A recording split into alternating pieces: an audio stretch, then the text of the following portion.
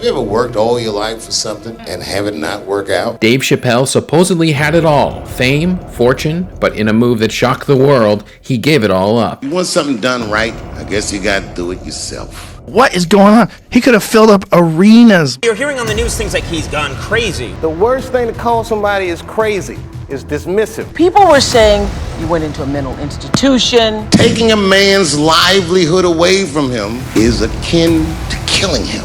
Who the f do these people think they are? Chappelle disappeared. He has rarely spoken about why. Why'd you walk away from $50 million? Everyone said I was running away from the money. That is not true. They were trying to get me to take psychotic medication. They are trying to kill me. I got scared. I'm not gonna lie, y'all. I was scared to death. Was there a reason that you decided to go to Africa? If you a black dude trying to hide, Africa is a good place. Did your wife and children know where you're going? No.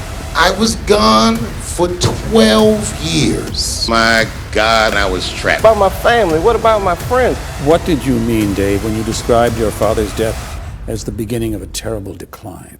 The morning that I turned 24, phone rang, and my sister was like, Dad had a stroke. For the next year, I watched my father teeter on life and death. I was there when he died, and he went from being my father to what are we gonna do with the body? Within moments, it was over.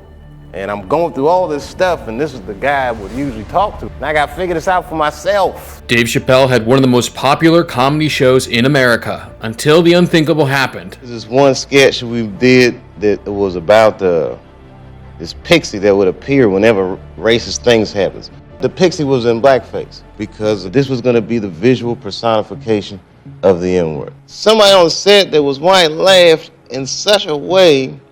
I know the difference of people laughing with me and people laughing at me. And it was the first time I'd ever gotten a laugh that I was uncomfortable with. I had a $50 million deal on the table, and in a crisis of conscience, flipped the table over and walked away. I was doing sketches that were funny, but socially irresponsible. Everyone said I was running away from the money. That is not true. Dave realized that he was far from the man his dad wanted him to be.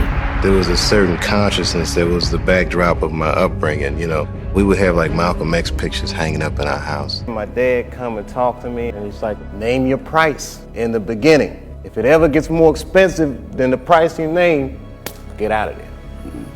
Thus, Africa. Feeling like he had let his dad down, Dave ran away. It was a place where I could really reflect.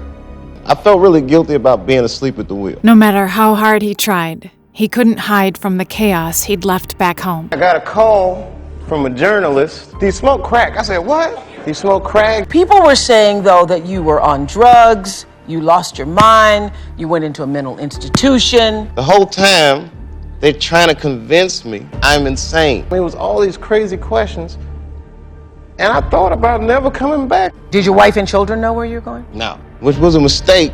Despite his fear of returning to America, Dave didn't want to abandon his family. Did your comedy change after you had children?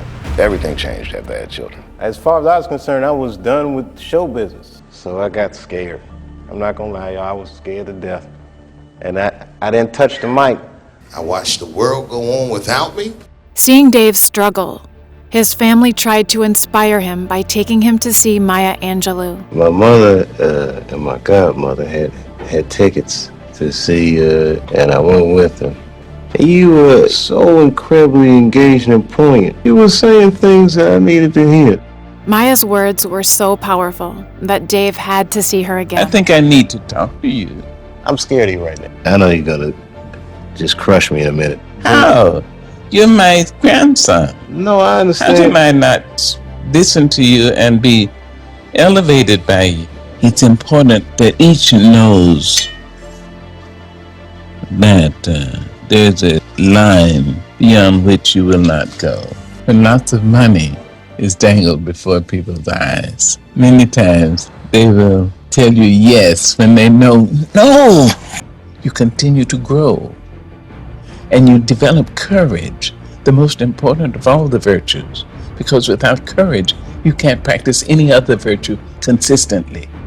Maya showed Dave he was more like his dad than he thought. I was gone for 12 years. coming back was terrifying. I think it's just important to me now because I have kids outside of like show business. Like, man, I could build something. Oh, I could do something. With great power comes great responsibility. When Dave returned to the spotlight, he started speaking out about issues close to his heart. Large crowds of demonstrators in multiple cities following the death of George Floyd. And I was shocked that nobody ever talked about what it feels like to watch a man get murdered that way by a man in a police uniform. This man kneeled on a man's neck for 8 minutes and 46 seconds. Can you imagine that? This kid thought he was gonna die. He knew he was gonna die. He called for his mother. I got choked out by a police officer in New Orleans running from one comedy club to another and was stopped by the police for running, which is not illegal. I was late.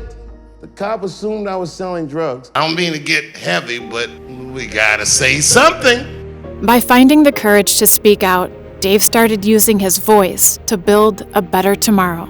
Sometimes you do what you think is best, whether anybody understands it or not.